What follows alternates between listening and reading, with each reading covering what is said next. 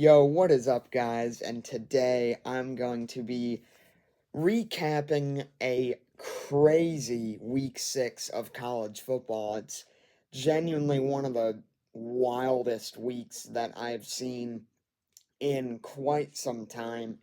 And really, it wasn't supposed to be that great of a week as we only had one matchup between ranked teams, which was Mizzou and Texas A&M. So I'll get into that in a bit, but man, what a crazy week it was. Obviously, starting with Alabama losing to Vanderbilt. I don't think anyone in their right mind saw that one coming, especially after what happened just the week before with Alabama beating Georgia and then losing to Vanderbilt on the road the next week. I think most Bama fans were just expecting a nice vacation to Nashville and a nice win, and then they would leave there and prepare for Tennessee or no, South Carolina, excuse me. They have South Carolina next and then Tennessee in Knoxville, but man, what a game that was. Alabama's defense is slightly concerning, I think. Definitely unit for improvement. Their defensive coordinator is in his first year, Kane Womack. He was the head coach at South Alabama last year, I believe.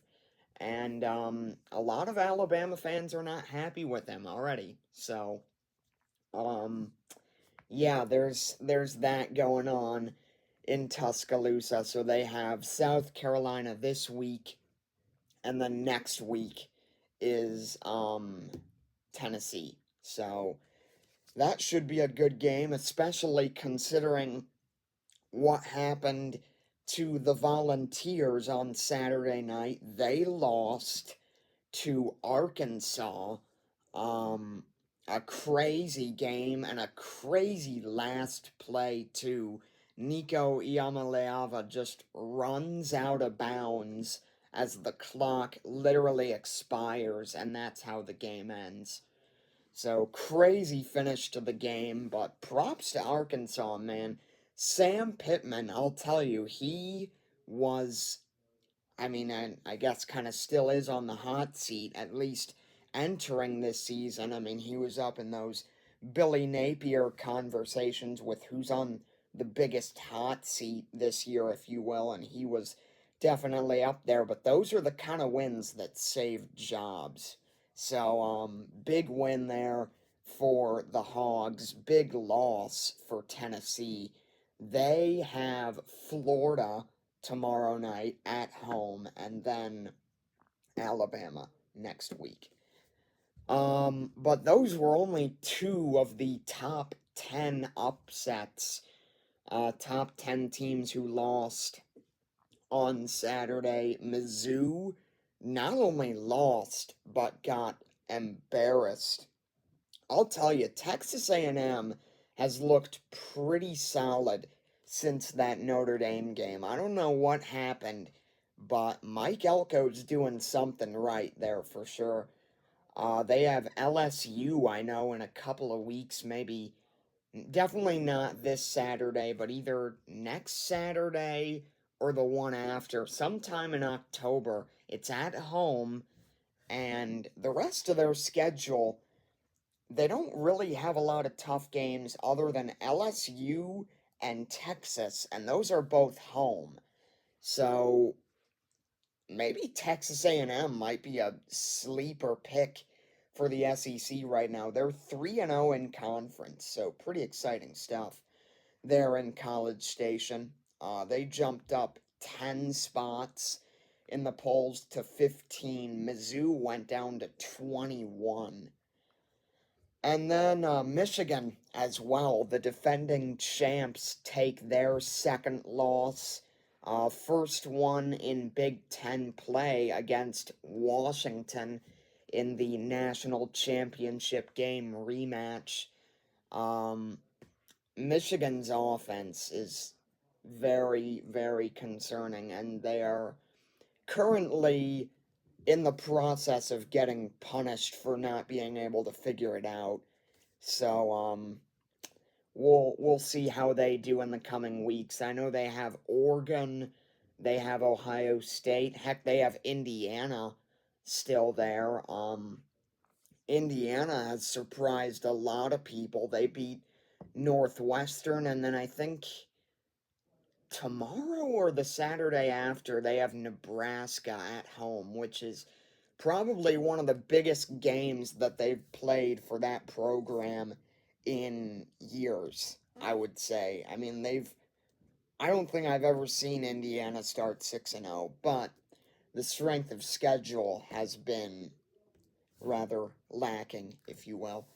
Um, so Michigan lost, and then USC losing to Minnesota. USC started off really well and has just deteriorated in the last few weeks, losing to Michigan and then Minnesota out of nowhere in Minneapolis Saturday night. Crazy game there too with the field storming at the end. So big ups to Minnesota as well, PJ Fleck there and the Gophers. So, after all these upsets, it leads to a lot of change in the AP poll. Oh, I didn't even talk about the Miami game. I didn't talk about the Miami game. You know what? I don't want to.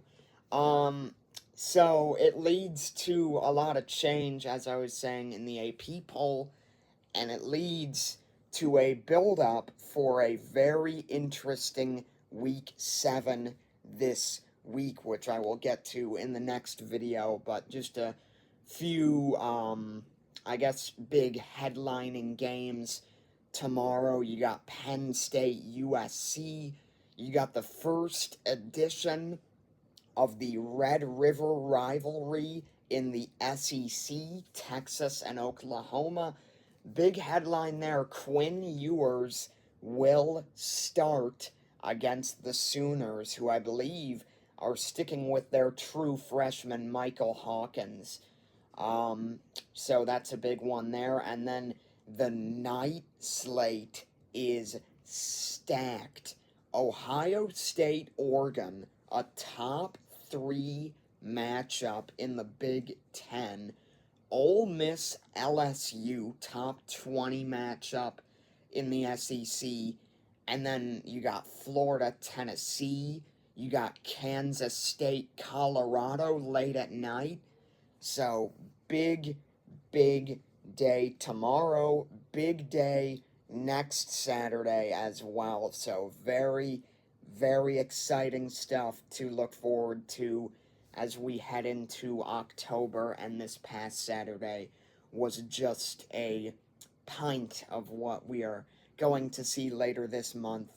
So, yeah, that's it for this video. I will see you guys shortly in the next one, which will be my week 7 predictions. So I will see you guys in that one, but for now, peace out.